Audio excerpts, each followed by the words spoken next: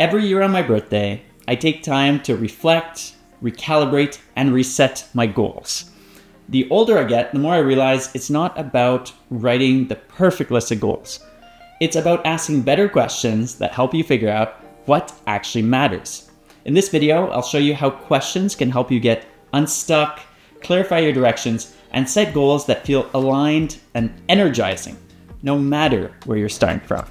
Hi, I'm Nicholas Belvo, and this is a part of a series where we explore the power of asking better questions.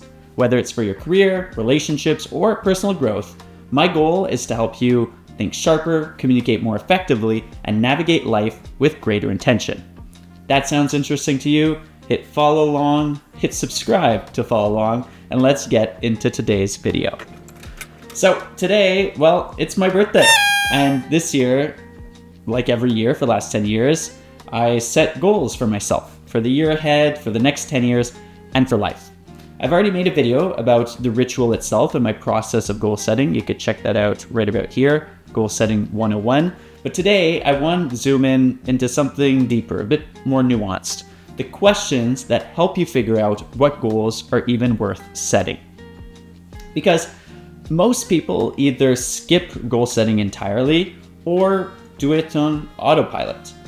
Better questions can help you break that cycle or help you start setting those goals. People often struggle with goal setting because, well, either they don't know what they want too many things, they feel stuck between too many options, or they're afraid to set the bar too high or inversely too low. The right question at the right moment can unlock momentum and really get the ball rolling so you could have a clear set of goals. Today's video, I want to look at how people in different circumstances, based on all your circumstances and situation, can find a way to get some clarity. So disclaimer, I'll be going through a list of questions you could ask yourself to help you set goals, and you could find a list of these questions in the description of the video so you can easily copy and paste them and answer them at a later time. I highly encourage you to put it in a place that you could reference it in the future. Keep it dated so when you come and find these questions and your answers in 5, 7, 25 years in the future, well, it's fun to be able to see how far you've come and how your thinking has evolved. I used to keep just a loose leaf of paper with my reflections, which I now keep in a box, but having it organized in a Google Doc, in my Google Drive, it's really easy now to come back and reference in the future. And yeah, it becomes super interesting and insightful to see where our thinking was in the past as time goes on. So do whatever works best for you. But yeah, the questions are down beneath so you could easily grab them and then take a time later to answer them. The first set of questions I want to discuss are for when you're either feeling stuck or directionless, you're not sure in which way to go and how to go about setting goals for whatever you got going on, whether you want to set them for the next year, the next 5 years, 10 years, whatever the case may be. I'm going to generally use the 1 year timeline for these questions. So first one, what would I regret not doing this year? So you're projecting yourself forward, you're trying to think, well, essentially, what do I want to happen? Because if it doesn't happen, I'd be regretful, upset, sad, disappointed in myself if it didn't happen. So it's a great question to be able to identify things that are of importance to you that maybe you didn't verbalize or write down, and just really identify what would be the biggest pain point if you didn't do something in a year from now. The second question, what am I curious about but haven't explored yet?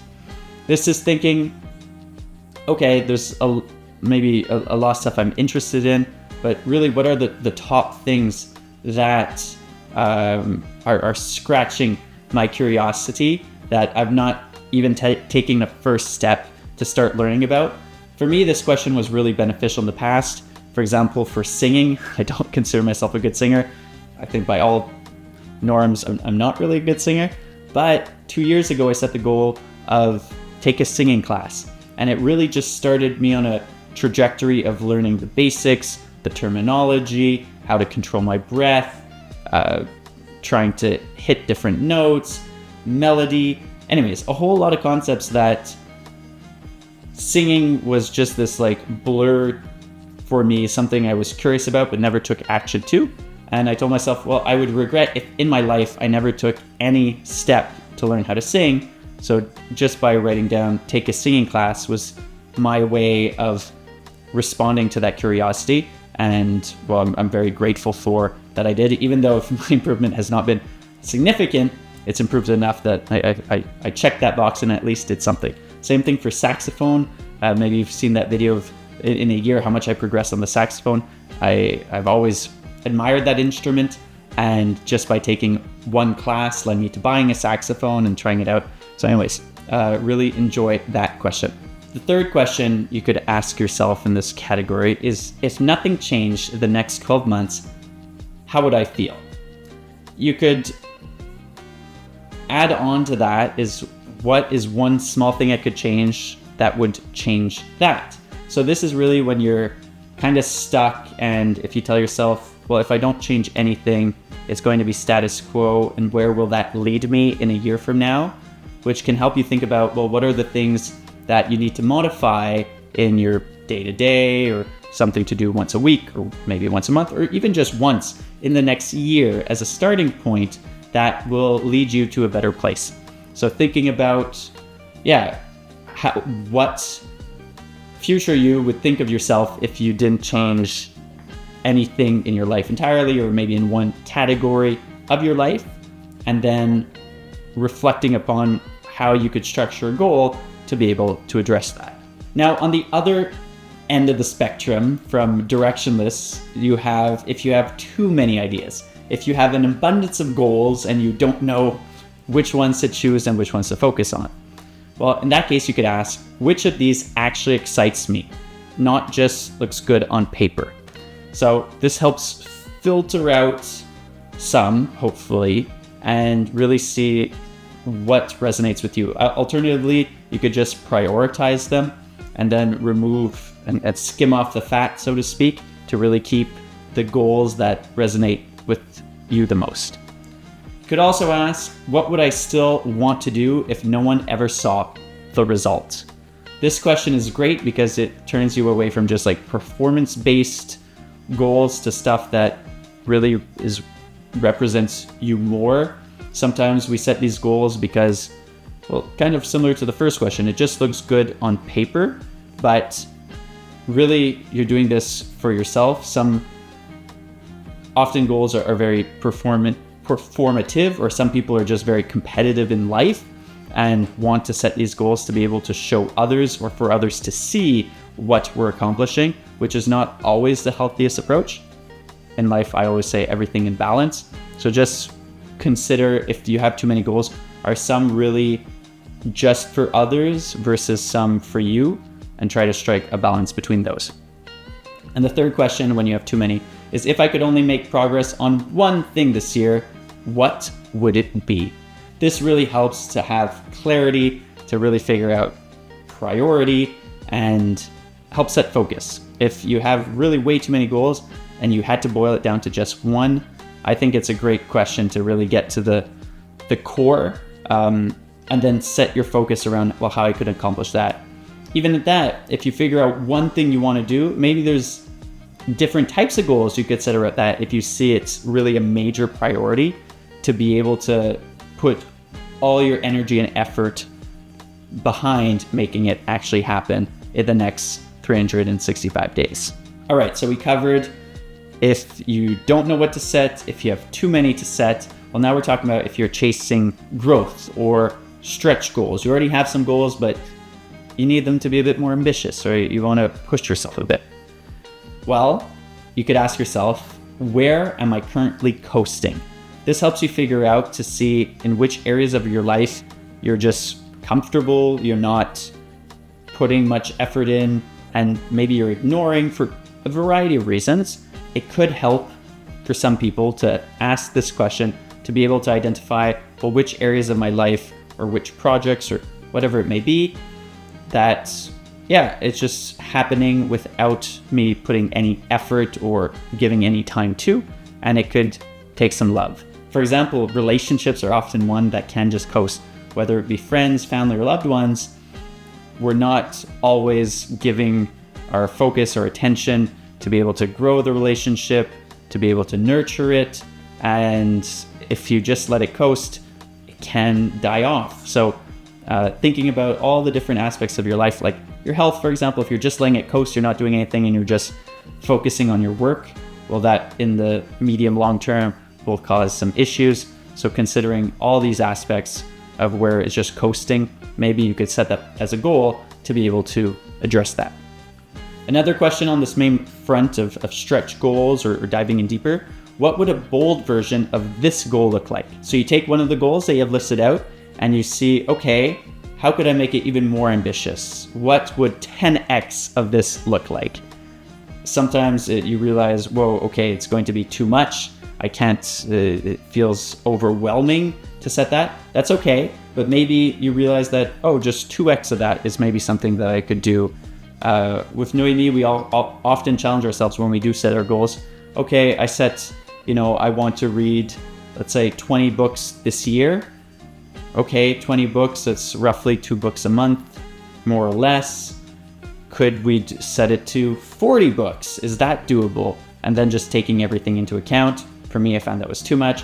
But anyways, you get the point. Just taking something and seeing, okay, can I push myself just that much more? Often with a partner or a loved one, someone who knows you really well, they're the best to be able to identify which goals are most important for you and where they feel that maybe you could give that little oomph, kind of like a sports coach, getting you to run a bit faster, swim a bit harder, setting your goals to just get that incremental advantage can be very beneficial.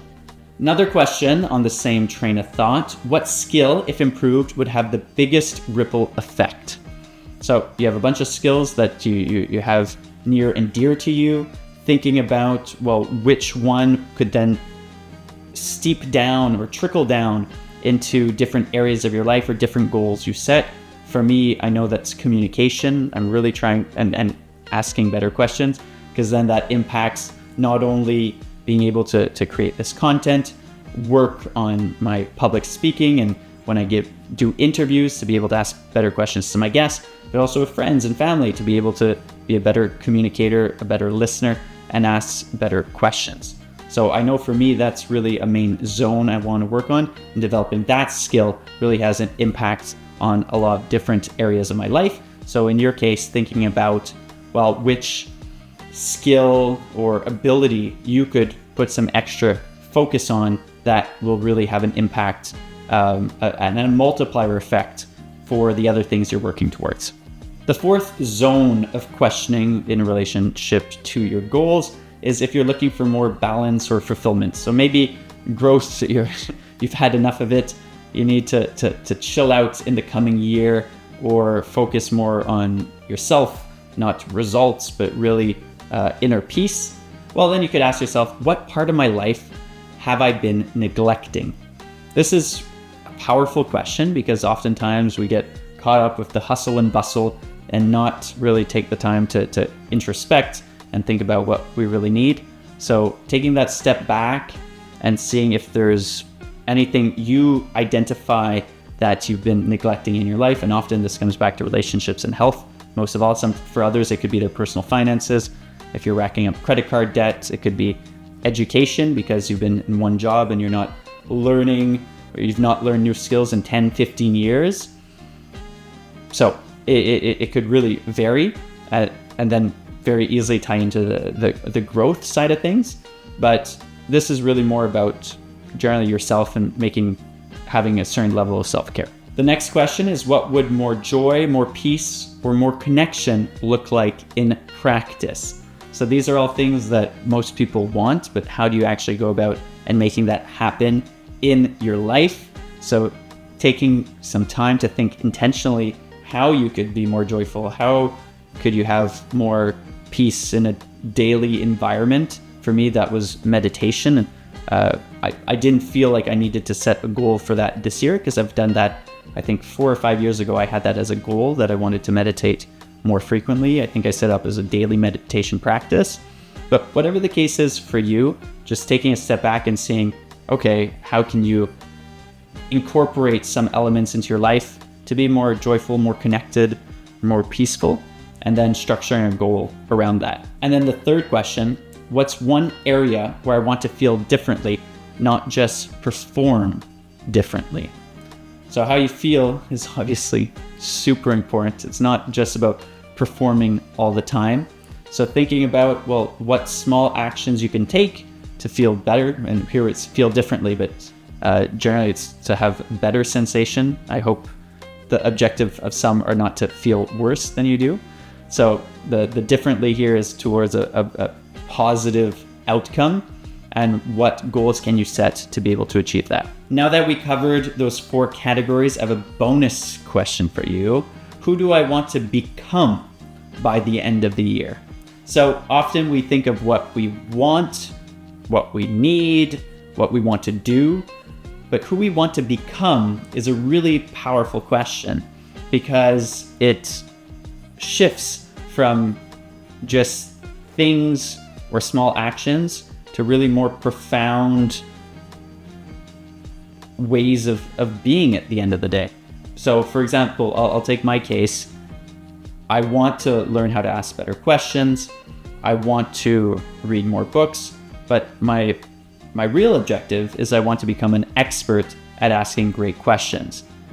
That then trickles down into a subset of different elements that will lead me there. But understanding, well, who you want to become is extremely powerful, and overall a better approach than just things you want to have or do.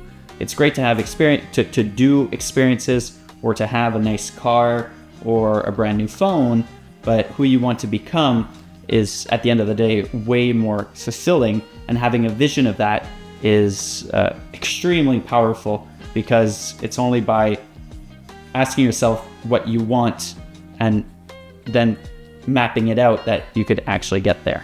All right, so once you have a first list of goals, of some initial goals, well, you could then use questions to pressure test and refine them. You could ask yourself, for example, why do I actually want this? And you could ask that for each goal to be able to figure out, is it something that is actually meaningful to me? You could also ask, is this goal based on my values or someone else's expectations?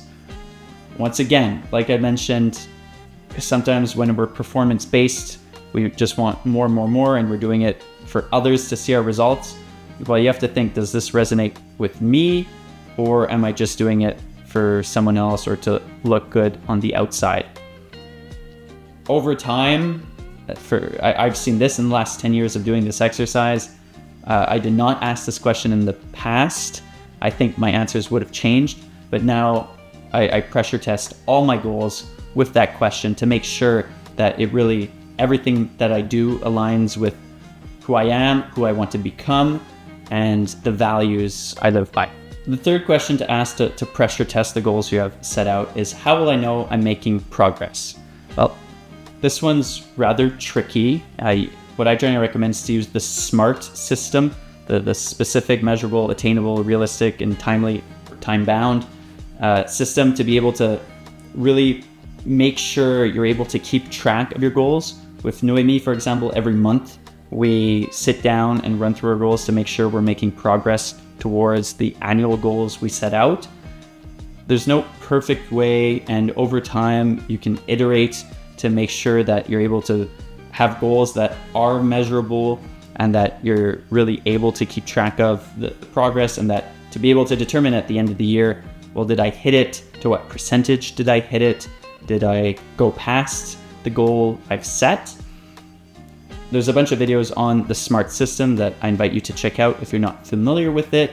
But yeah, figuring out that you're able to track the progress is super important, because if you just have these vague goals, you don't actually know if you're making progress towards them. If you're not tracking the progress you're making to be able to achieve them, well, you're just cheating yourself, really, and maybe it will help you get some direction, but I found it to be more beneficial when you're actually able to keep track and keep note of the progress you're making. The final question you could ask on this front to pressure test: what obstacles am I likely to face and how can I prepare for them? So here you're imagining a future situation, you have your goals set out, perhaps some are very ambitious and you know you're going to have roadblocks. If you have something that you want to do daily, for example, you want to journal the daily. While you miss one day, you mess up that goal. So how could you maybe set reminders to be able to make sure you help yourself do it on a daily basis? What flexibility do you have with yourself without then being too laxist, and then you end up not doing it for a month, 2 months, and then 8 months flown by and you've still not set out what you wanted to do? Just think about how you know yourself, how you generally operate, and how you could best set yourself up for success to be able to achieve the goal you set, while imagining future scenarios that challenging stuff might come up. You might have roadblocks. Well, how can you prepare for it or adapt the goal in consequence so that you're not too hard on yourself either? So through all of these questions that we just covered, this is how you shift from vague intentions to meaningful, actionable goals. I've used these questions leading up to my own birthday ritual of today for setting goals, and it's not just what I want to achieve, but what I want to feel, what I want to explore, and who, at the end of the day, I want to become. So I hope this is clear to you that you can do this too.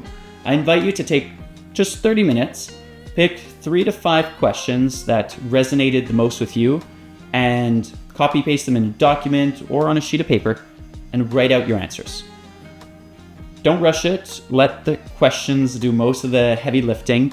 Even just one of these questions asked at the right moment for you can change the whole direction of your year. So there you go. I hope this was useful and that you'll give it a shot. Now I'd love to hear from you. What was your favorite question from this list? Drop in the comments. I'm generally curious to know what resonated most with you, and I'd love to hear how you would approach this of asking yourself questions to be able to figure out your goals and then to pressure test them. So thanks so much for tuning in, and I'm going to go to my birthday party. Have a great day, everyone. See you in the next one.